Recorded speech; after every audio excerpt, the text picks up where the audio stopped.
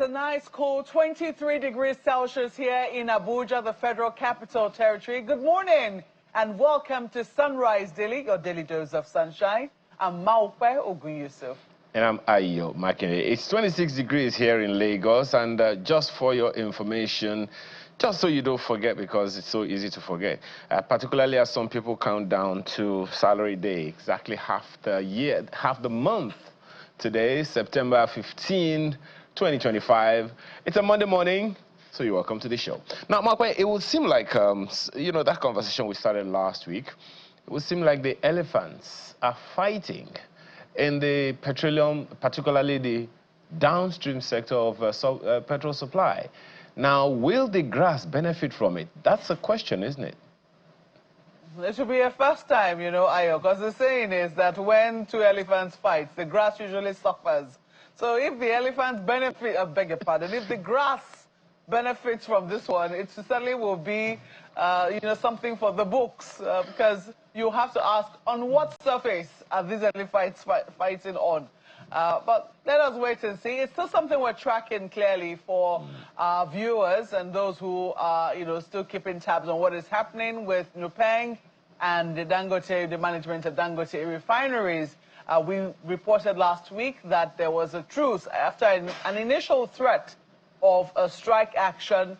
There was a truce reported, brokered by the DSS, but that truce seems to have fallen through the cracks, with Nupeng now saying, look, we're going to go back and, you know, start another strike action. They put all of their members on red alert as of Friday last week. But it's unclear just where the pendulum will swing this week. So we'll be monitoring matters. From what we can see, it does appear that there is a stalemate of sorts, and the Dangote refineries they say they'll be going ahead to truck out or to, you know, deploy 1,000 CNG-powered trucks, which is the bone of contention. The fact that these people are going to be delivering, you know, will I say petrol now, or yeah, for free at no cost to the petrol stations. And a lot of the drivers, according to Nupeng, will not be unionized in their union or might be members of a separate union. And Nupeng is saying that will be totally unacceptable. Well, we'll wait and see what the middle of the ground road will be, and if indeed a first time will come when grass will actually benefit when elephants fight. But Ayo, this countdown of yours, I don't understand it. You know, it was just middle of the month. You can't be counting down so early. Well, you know, for once. Maybe it's actually in the same line of what you're talking about, because some people are probably already now looking at the books. Okay, if there's fuel price increase or fuel price decrease, how is that going to affect the bottom line? But what's interesting, I mean, I love the fact that you pointed to whether or not the grass is the elephants are fighting on the grass, or there is a ring for them where there is no grass. Because right now there's only one place they are fighting, and that's at the refinery. One refinery in Nigeria out of the few others that are coming up. And guess what? I'm not sure that that particular grass, that particular field is not paved. Right now, that man is sort of undecided, it would seem, not sure where they stand right now. Ipman, from what we have, is also divided. One side of Ipman is calling for a strike. Another one is saying, nope, we are on the side of Dangote. And Dangote is saying there is no going back. It would seem like it's the first time, just as you said, but it would seem like the first time that the energy supply machinery in the country is not united. Now, there are those who are still importing fuel.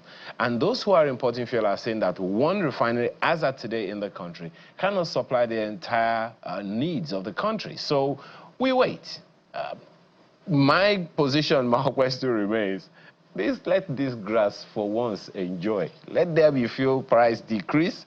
Let it come down. It's a fully deregulated market. How much of the initiatives on both sides align with the Petroleum Industry Act? Those are the issues. So long as the law is not broken, it will seem to me like all is fair. Now, as for the countdown, Mark, really, Whether we like it or not, we are counting down. Whether we are giving it attention or not, we are counting down. Now, I don't also know whether we are counting down, what we are counting down to as far as the NARD themselves are concerned this morning. Maybe just as you said, Malkwe, another issue to watch as the week unfolds. Indeed, Ayo, but some good news in that regard, because we know that the NARD have suspended their strike action. 5-day warning strike that they had said they were going to embark upon has now been suspended. And I think that for those who are curious as to why they suspended the strike, the details are in some of the dailies this morning. I'd like us to quickly go instead to the issue, to one major countdown that will be happening this week, which is the countdown to the handover of rule of government to the democratically elected government in Rivers State. So we've been seeing a situation in Rivers since the 18th of March this year, when the president declared a state of emergency and suspended the democratically elected governor of the state, a situation where a sole administrator was appointed for the people of Rivers State. It caused quite an uproar, but 6 months on, the state of emergency that was declared is now finally coming to an end, and the sole administrator is now starting a transition process to hand over to the democratically elected governor of the state.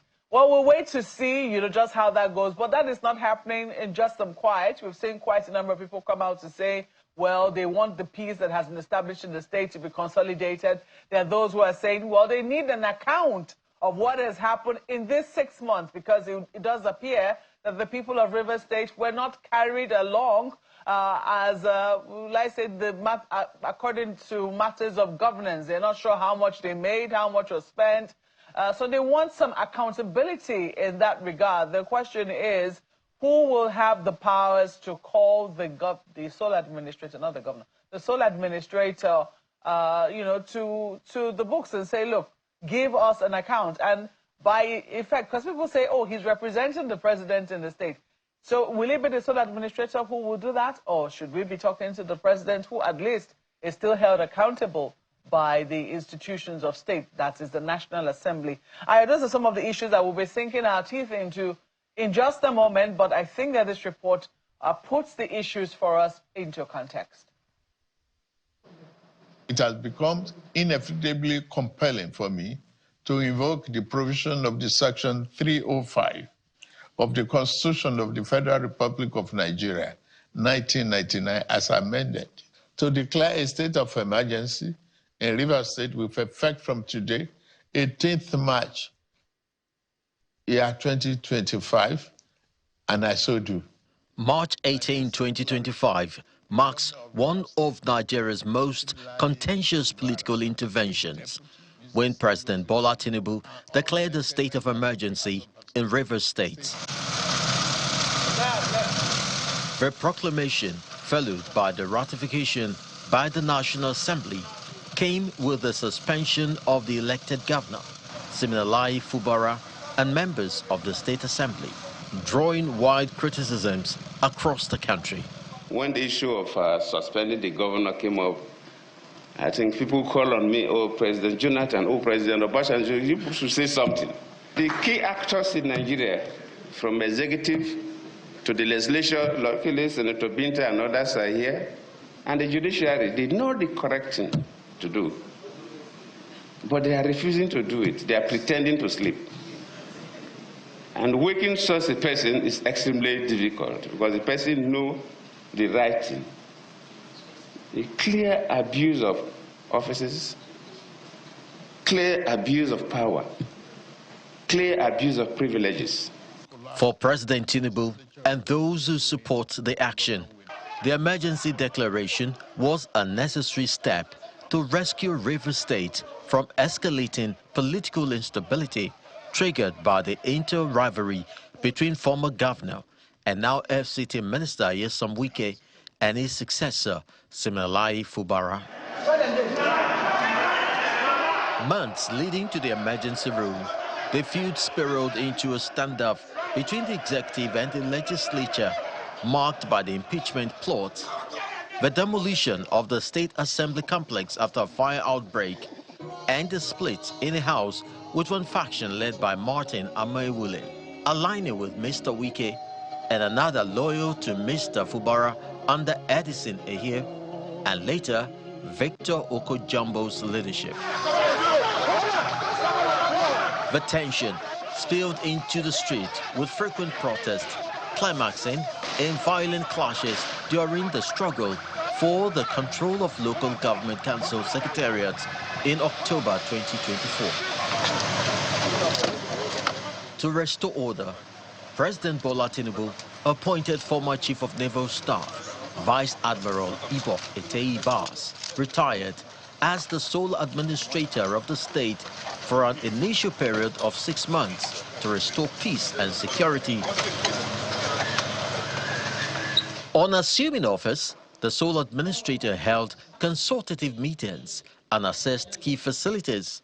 But while defending the revised 1.48 trillion naira budget in June, he recalled the harrowing experience of proposing the bill, alleging that some officials withheld vital information. As the 6 months of emergency rule ends in few days, the administration credits itself for restoring order, implementing civil service reforms, reconstituting boards and management of agencies, and most importantly, restoring grassroots democracy through the August 30 local government election. With the successful conduct and subsequent swearing in of the local government chairmen and their councils, I want to believe that we have achieved the mandate that we were given. And so that also prepares the way for us to return the state to those who were elected to govern. Despite this achievement, the administrator faces criticism from human rights lawyer over his appointment, poor waste management, and allegedly stolen landmark project initiated by the Fubara administration. Sir, for the period you've been in office, please do well to give the people of Rivers State accounts on how you spent our money. Because your being in office stagnated the Ring Road project, Trans-Calabari project, and many of the projects. In fact, Rivers State was in a state of comatose since you came into office. With the transition process underway and the administrator declaring his mandate fulfilled, Rivers State now appears on the path to full democratic restoration, as the public hopes the prevailing peace will be sustained.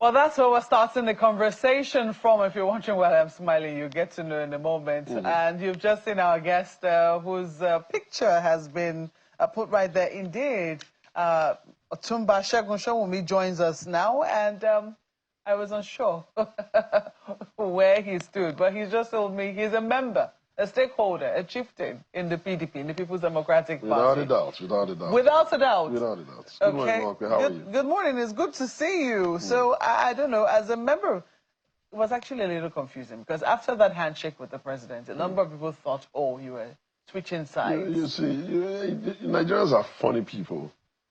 This party was registered in 1998. I've been standing in this party since 1998. I have one handshake, one visit to the president, whom I've known since 1994.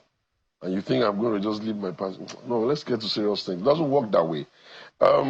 You must understand that after about 27 years in democracy, and I have been very active, it gets to a point where you start asking the question, is this democracy even working? Why are the people unhappy? Can we begin to build consensus around development so that we can even, okay, beyond all the criticism and it's not good, can we just start agreeing on some things? Otherwise, nations are leaving us behind.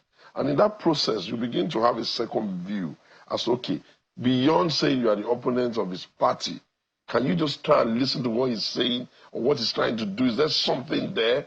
Are there things that you can see? And in that context, yes, we had that beautiful conversation. And ironically, among the things that came up, 4 major issues came up when I met the president. One of them was I was very concerned about rivers, and he did explain some things there, which made sense. I was concerned about the insecurity in the north. People were just dying, and he had something to say about it. I was concerned about I saw the policies. I told him I had seen where he's going with the policies, but I was concerned about the knock-on effect on the people.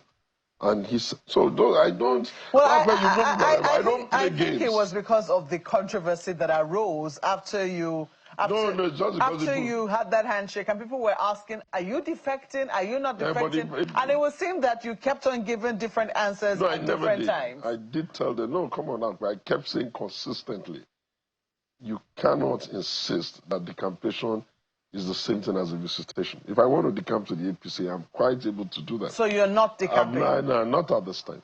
Not at this time. Okay. Okay, so this is... It's taking so long. That's only when almost all your governors have decamped. It's taking so long to get your designation. But let's talk about rivers, because you said that was one of the issues that you spoke to the president about. Yes, I did. And this is the week of the transition. Clearly, well, it's unclear. We haven't heard the president speak, but from what we can see of the body language of the sole administrator, it does appear that there will be no extension to the emergency rule in River State, in spite of all of the controversy that it has generated. And this is even still within the fact that we're here to hear or, really get closure on whether what the president did was legal or not. We remember that the PDP governors went to the court. They went to the Supreme Court to seek for interpretation. As to, they're not questioning the president's powers. That is clearly enshrined in the Constitution. He doesn't have a power to declare a state of emergency. But what has remained unclear is where the president derived his powers from to suspend a democratically elected governor of a state. Okay, thank you very much. When you see the president, you can ask him that question. But what I can say to you clearly is that, you see, the Nigerian nation is a very chatty nation. And therefore, people make light of serious situations. If you look at what led to that state of emergency, for those who don't manage anything, it's easy for them to assume that doing nothing would have resolved that issue. But it couldn't have been. You had an assembly that was totally not in bed with the governor then. You had a court judgment that was saying they didn't have a legally valid local government, and therefore the Supreme Court should the court should give instruction that money should not be paid there. You had a situation where even if you allowed it to continue, more than likely the governor would have just been impeached. And now a president would have just been impeached. And now a president who has also been a governor before and understands how the thing how it can look on the ground, uses some of the extant powers given to him in the Constitution to step in with a view to hoping that he can help them calm free nerves, get them to come together and resolve what is really human relation issues, and then return them back to peace and stability. Well, I understand that people like to talk a lot of cha-cha-cha, but the truth of the matter is that was the right decision at that time, because ordinarily, the governor would have probably been impeached. Then they would have had a lot of brick bats. One side would be fighting the other. They're blowing down the National Assembly. That's chaotic. And Rivers is significant because of the amount of oil assets it has. Any leader that knows what he's doing must step in to say, okay, let's find a way to calm this. And if you look, it has worked. We have seen Governor Wike, former Governor Wike and Governor Fubara come a bit closer to themselves. I don't know what you want to make of the local government election they did, but bottom line is that something that looks like a local government election has been done, and that structure is there. So in a few days' time, of course, the sole administration will step out of the way, and the government will continue. Hopefully, they would have now found a way, because they come from the same stable, really. It was from the stable of the Wike camp that the Fubara president governorship took place. So hopefully, they would have sorted themselves out, and maybe they can, in the best interest of River State, now move forward. But people will say, oh, the president don't have power. What should the president have done? I'm not the spokesperson. It's his business to come and speak on that. But the thing is, should he have allowed the natural direction things would have taken, which is the impeachment of the governor to take place. And if that had happened and it was not a popular thing in Rivers, what do you then think would have been the natural pushback? So the president doesn't have much of a choice. He did what he needed to do, and I'm sure he has done it, and I think he gave them 6 months, estimating that that's good enough a time for them to resolve the issues. And hey, they've resolved it. Let them go and fix Rivers now and put the Rivers State back in line. The biggest losers to this whole emergency rule is the party, PDP. Before the emergency rule, we'll naturally have all the local governments in our kitty. We'll have a chummy environment there, but hey, there are consequences to misgovernance. I'm just a little curious. I mean, you heard what President Goodluck Jonathan said. He wasn't... You had to read between the lines to know what exactly he was saying, but it was clear. It was clear enough. Former President Goodluck Jonathan at an event when he said, you know, it's difficult to wake somebody who is pretending to be sleeping. I would have preferred you would have asked him that. What would he have done in that circumstance? Because in the circumstance when the majority of the assembly was no longer with the governor and they had gone to court and the court had found that assembly, would he not have imagined that they would have impeached the governor? That is a political. It was that situation was political, but you know. How would he have resolved it? Exactly. I would not know. Exactly. But he clearly, you know, had criticism. I can tell you what he said. Yes. He insinuated that. And this is on the back of the fact that he also faced a situation in 2014 where he had to declare a state of emergency in 3 states in the Northeast. And because of a crisis. Because of a crisis. And you know the people who came hardest on him, telling him he couldn't suspend a governor or remove a sitting governor. As a matter of fact, that even still came up recently when former Attorney General of the country, Mohammed Adoke, wrote his book, and the Vice President was there. You remember that incident? Yeah, I remember that. I've read the book. Listen, yes. We can always insist that in the course of nation building, we're going to keep going back and say, oh, Obasanjo did it like this, why did he not do it? Oh, Jonathan, that's not how to lead a nation. Any commander-in-chief that wants to, that is in charge of the nation, will take the reign of the nation and start riding it forward. Some of the experiences of the past will be useful, but some of them must be permanently left in the past. In this particular Rivers case, I do not see any other easy alternative, except, of course, if you are told that maybe the courts had said, oh, they agreed with the governor's side of the assembly, which would then would have naturally meant that the other guys are going to have to move away. But the court did not. Over and above that, the court also said there was no appropriation budget that it could spend. Look, it seems easy when you don't have to take the hard decision, but the reality of the matter is that that was one of those decisions that the president took to his credit that showed that he can lead, because he stepped in. It couldn't have been a good decision for the weaker side at that time, because obviously the state assembly could have been left. But the president must have figured that if I leave the state assembly, I will tilt the balance of too much in favor of my minister. So okay, I'm just going to level the play. Come. I want to leave one day, so these kinds of things impress me. You want to leave one day, but I'm just a little curious me. how you took that as a member of the PDP. I would have thought listen, before that event, I had even gone to Rivers to do a town hall meeting on my own at my course, begging them to come together and just let's save ourselves. But you know what happened? There are people in this country who like to profit from people's miseries. Rather than figure out how to bring 2 brothers together, and I had very harsh word for Rivers elders. What they were doing, they were poking them. They'll poke Fubara, then poke Wike, and just expect them. And you know they have a particular culture of vibe in that environment. So they kept making it worse. And then it got really, really bad until the point where they didn't have an assembly building. They couldn't do appropriation. The courts, it was unnecessary. It was totally unnecessary because ab initio, these 2 men come from the same side. They went from 2 different sides. They came from the same side. And all that would have been required was for people that had a bit of gravitas there to step in and say, gentlemen, you're going to risk Rivers too much. This is too much. You need to take it easy. Leadership has a way of balancing out things. Just because you're a governor doesn't mean that every other person in the state is small. Hey, Mr. Minister, can you go easy? That's how to keep nations and states together. Okay, now that they got the state of emergency, why didn't they go and remove the administrator before he expression of his hand? Leadership needs a bit of pragmatism.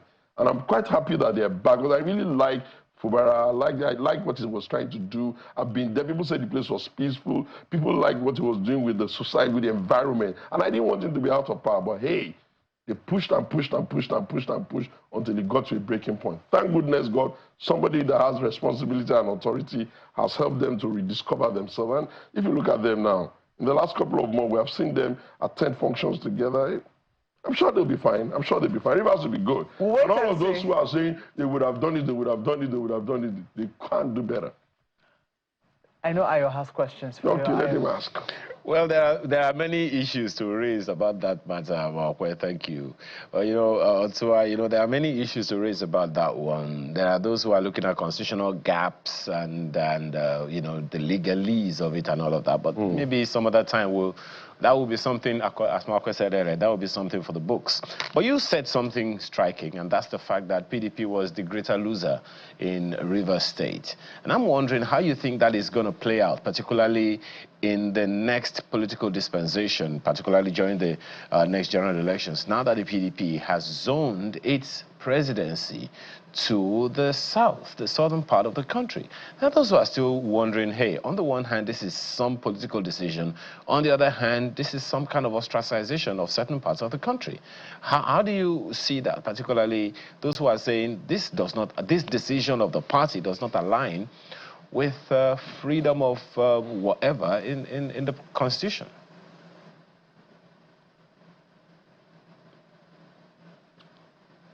Okay, thank you very much. You see, this zoning of our party to the south, you will have to go back to about maybe 2022 or 21, where they had what they call the Delta Accord, the Dasaba Accord, where the former governor of Delta was hosting the, what's his name, I forgot, Kowa. And they had gone there with all the southern governors, the governors of APC and the governors of PDP. And they sat down there and said, oh, Nigeria or the Nigerian nation should zone the ticket at that time, looking at the 2023 election, to the south. Now, the next day in the morning, I was in blazing gun. And what was my issue? I was screaming, we don't have the same issues with APC. We are PDP, we've zoned to the north, we've zoned to the south, we can do our own zoning on our own terms. This party has only zoned to the north. They have that burden. If you trap us in the burden of following them to where they're going, we're going to have a problem. And I said the problem will be that for PDP to say they're going south in 2023, then the only south that can be equitable will be southeast. They didn't listen. Anyway, that played out, now we're here. Now, the PDP has now said, we've had a lot of problems. We're now going to go south. We're going to say south. Well, let's wait and see who will be that southern candidate that can pick the PDP ticket. Because recall that the president merely got 8-point-something million votes. And there are 93 million voters that collected their PVC at the last count. So out of that 93 million PVC, once we are able to achieve bigger turnout of voters and all of that, there will always be somebody in the south that can succeed. That's the first part. The second part is, the Constitution of the Federal Republic of Nigeria, as it presently stands, does not allow anybody who feels very strongly about the desire to run on a party that is a bona fide legitimate member from running. Every time they have done zoning in political parties, it has never excluded other people from buying the form. And I'll use the APC as an example. The APC was zoning going to the south. The immediate past Senate president bought the form and contested. That's how it's been the play. The parties will, for ideological or maybe sentimental reasons, say we're going south, but nobody prevents anybody from buying the form. You can't. The Constitution does not allow you to prevent somebody from enjoying the right that he has already been given ab initio. So as far as I'm concerned, they are flogging it too much. When we get to Ibadan and we cross over the issue of the new executive, then we will look at who are the people that are indicating interest and who are the people that can carry the burden of challenge. And then we'll see how it goes. And let's hope that PDP will survive the second stroke. The first stroke being the stroke of the G5. Somehow they seem to have survived that. The second stroke being the stroke of the fact that the Atiku and Co seem to have stepped away from the party. Hopefully, if they survive that, then we'll see how it goes. But hey, the nation is not going to wait for any political party. It will not wait for PDP. I think you are already stepping into the next will be question. called upon to come and exercise their franchise of voting. And when they get there... Well, Mr. Sowunmi, I think you're already stepping into that next question that I was going to ask you, so I'll just go straight to it. Now, you are already saying... then I must be clairvoyant. Somewhat. Maybe. So the question then would be, from what you are saying, it seems you are having doubts as to whether or not the PDP has the capacity to pull any major upset in the next general elections, particularly in the light of, one, some major members of the party are stepping away into the ADC, and two, the ADC is proving, so to speak, to be quite formidable with the political juggernauts, one would say, that are dancing around it now. So on the one hand is the ADC, the challenges of the ADC. On the other hand is the fact that it's uncertain whether or not the PDP has come together, has become the force that has the potential or capacity to wake up from its slumber in the build-up to the next general elections. What are your thoughts about the chances of the PDP in the light of the challenges coming from the ADC and I can tell you for free. Go ahead. For absolutely free. The 2027 presidential election contest is still going to be a contest between the APC, the ruling party, and the PDP. You see that they call the coalition that they are running around called the ADC. They are entitled to their huff and puff, but you could look at all the off-season elections that they've done of recent. They've not really been able to do much. The lie on the ground at the back of the, grassroots play of the PDP is very strong. We can see one or two or three personalities that, of course, made by PDP who now think that they can go it alone. I speculate and expect that the challenge of the ADC will be how to even pick a candidate among excessively ambitious people who see everything as either themselves, their way, or the highway. So I think that it's going to be a play of the APC and the PDP. And of course, there are 18 other political parties, or if you like, 17 other political parties who will also have one or two things to say. I'm very sure that every people that can pull an offset in PDP, there are a few people that can put their hat into the ring and get the ticket of the PDP and go ahead and win. But it's not for me to start being anybody's promoter or prompter. Anyone who feels that he has the capacity and the desire and the ability to lead this country well, to do better than the present guys are doing, should please be brave enough to step forward, and then let's see. You see, PDP is a party that has like, not 9 lives, 18 lives. Chief Obasanjo tore his car, PDP is still alive. Atiku left and came back, PDP is still alive. When PDP just come back, we made him from our PDP, bringing him into vice president. PDP is the party that there is. We are like the university of democratic participation in this country. And when you think we are not doing well, I will just say to you, are the others even doing anything at all? Do you even have a political party anywhere apart from us? At least you hear us talk about ESCO, you talk about NEC, we talk about arguments and all that. You compare us to a garrison of people who just sit down and take instruction from one or two people, or you want to compare us to a portmanteau political party that the person that is calling himself founder is also the presidential candidate. Hey, Nigerians, the microcosm of our Nigerian people in politics is the PDP.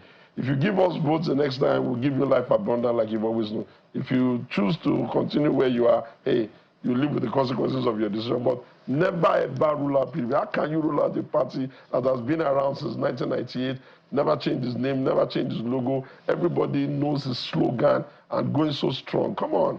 We're not them. We're not them. You're working to an answer of assumption that, oh, because of people are... No. These same guys who created the challenge of PDP for Jonathan, are creating the challenge of APC for Bola Tinubu.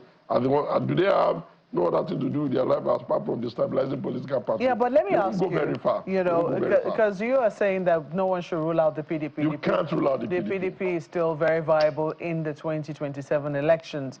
However, there are those who are saying, look, you have people within the party who will not be working for the party. You don't know that. Well, if we're to go by utterances... You don't know that. Politics is politics. Yes, politics is politics. But people in the APC for that will not work instance, for the now, we ruling have party. someone like the Minister of the FCT who has clearly said that it's too late. But he's an influential one man. One man. He's one man, but he's also got the former G5 governors who were with him in the last election. Are you sure there's still five? Makinde is not there anymore. He's not there, but you have a number of other people. Where do you know that autonomy is?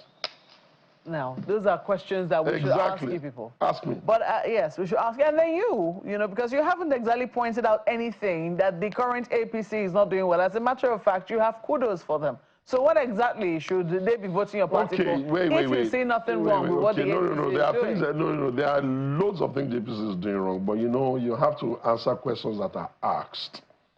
You can't ask a question on Rivers and expect me to say we go political with that, especially when I believe very strongly that at least our candidate is back.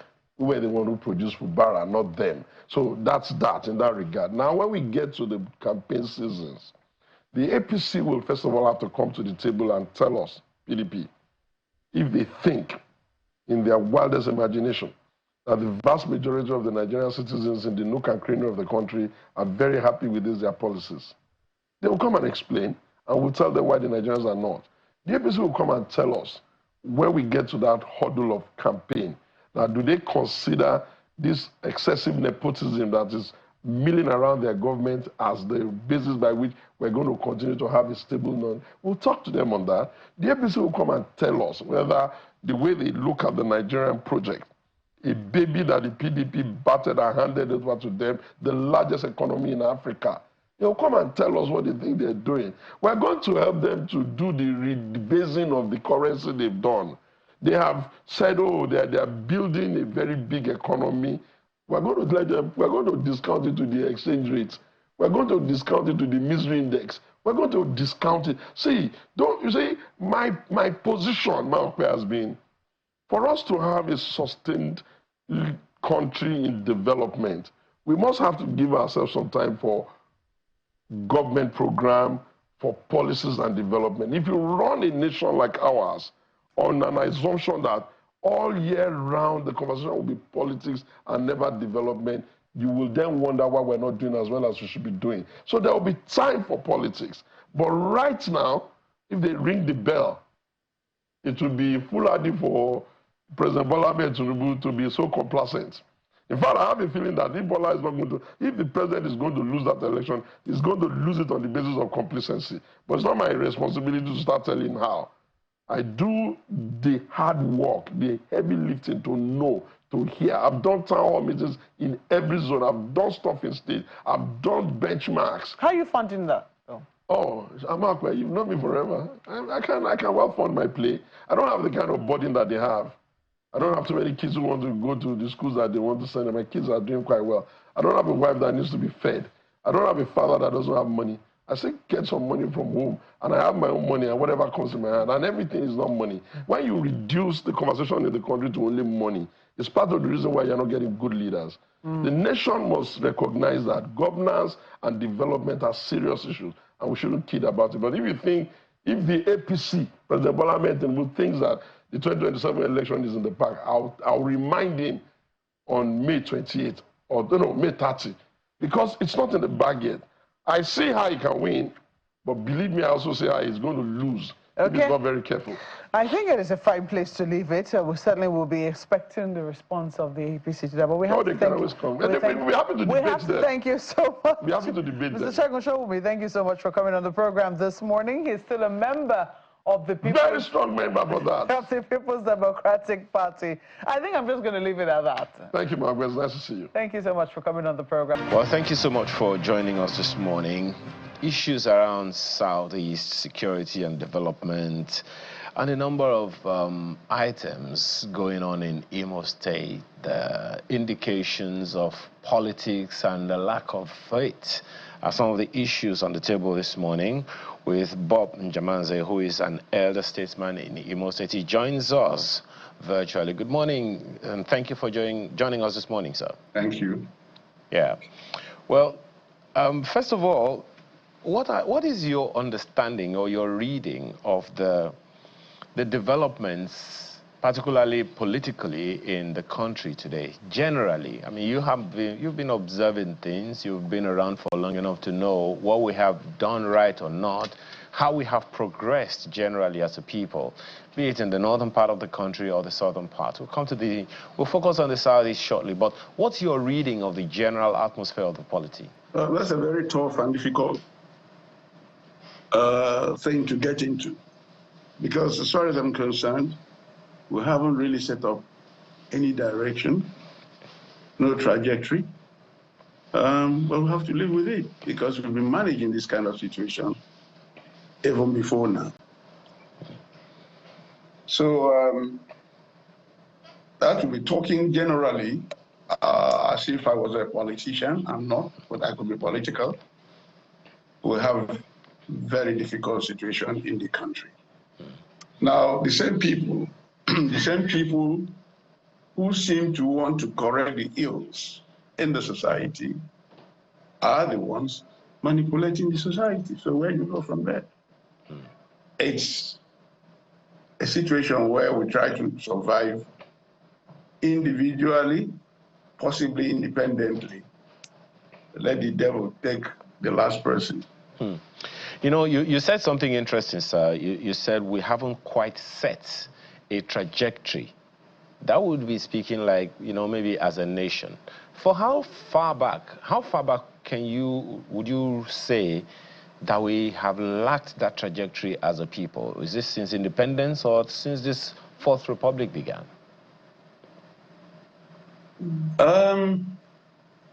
If I go back to independence,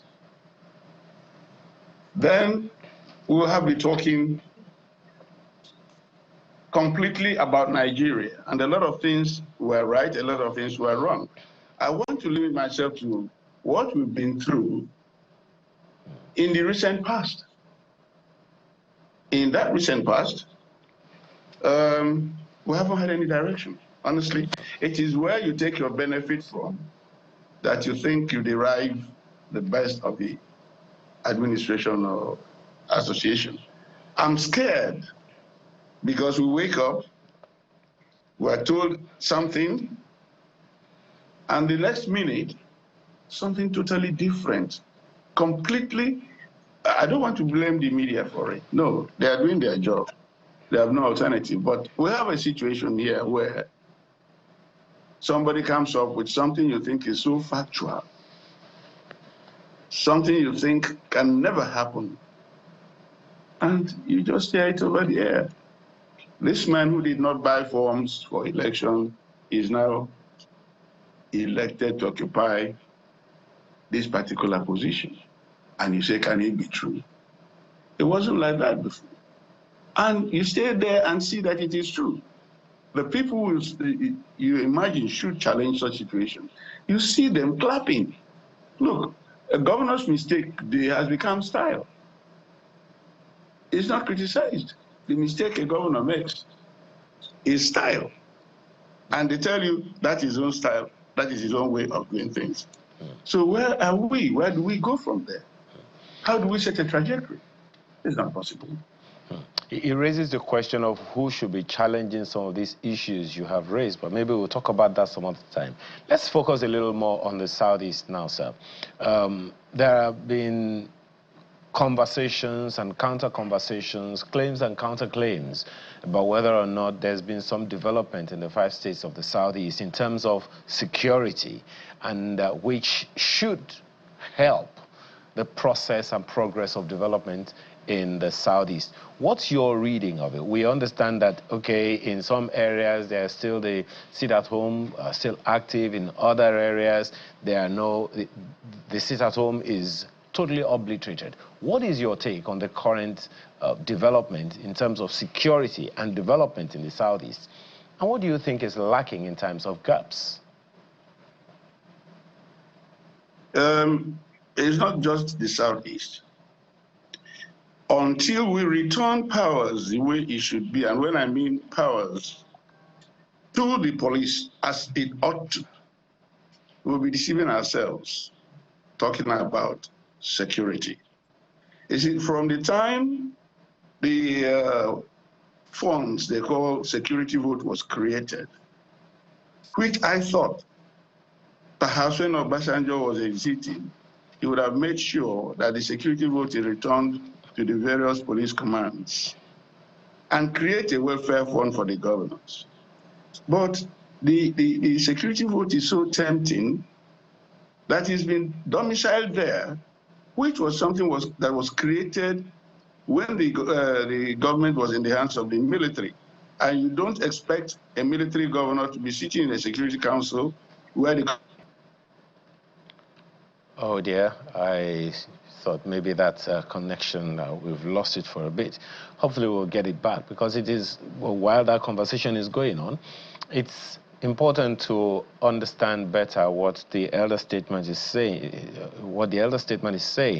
when it says that we need to restore. Okay, well, sir, thank you. We lost connection with you for a moment, but I'd like you to expatiate a little further on what you said, what you mean when you say that we need to return power to the police.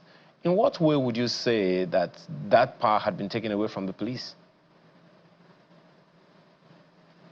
Once the security vote was removed from the police, they got castrated.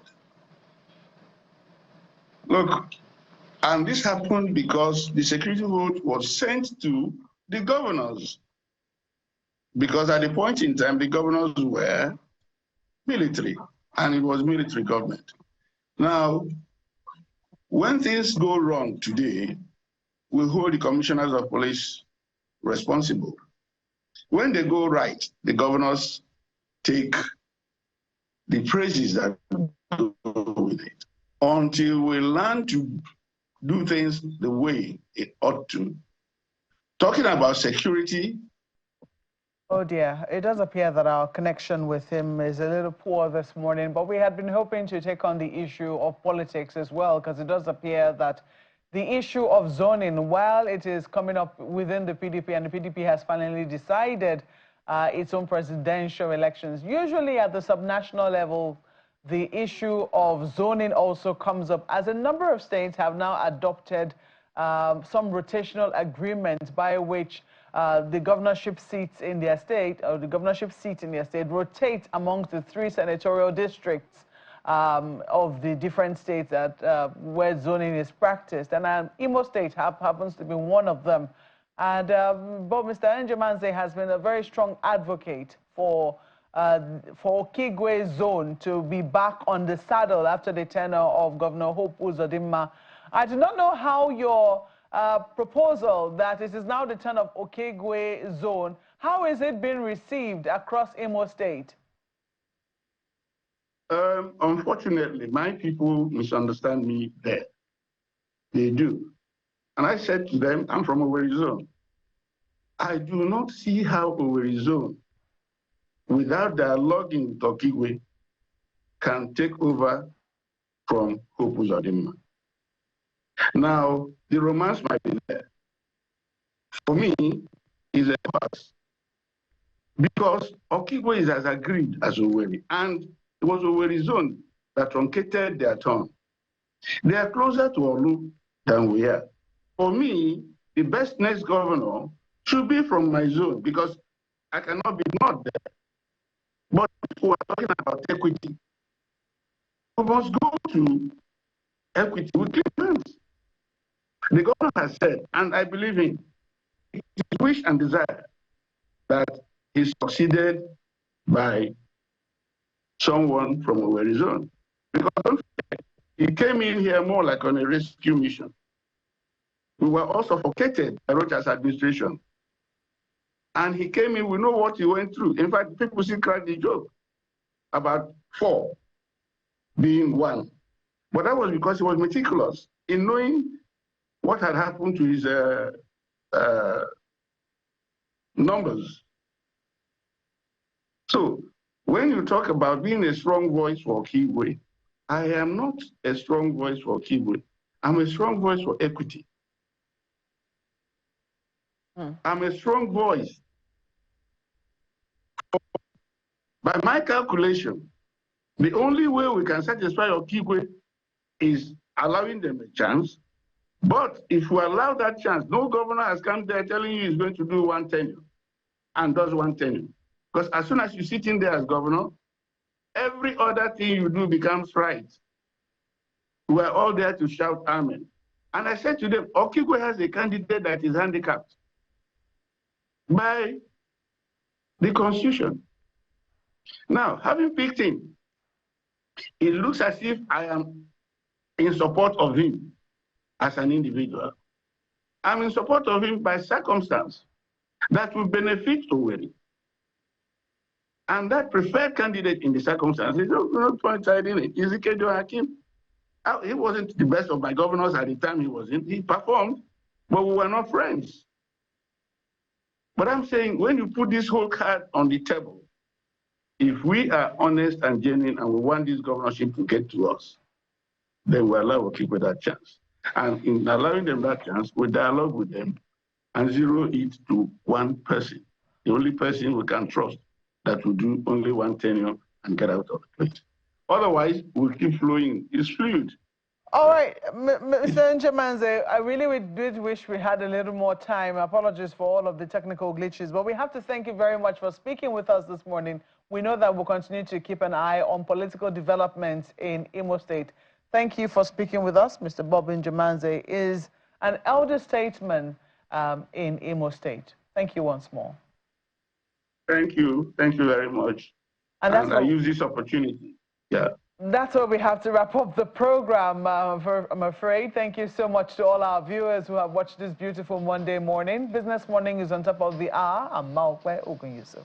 And I'm Ayo Makinde. Enjoy the rest of your day.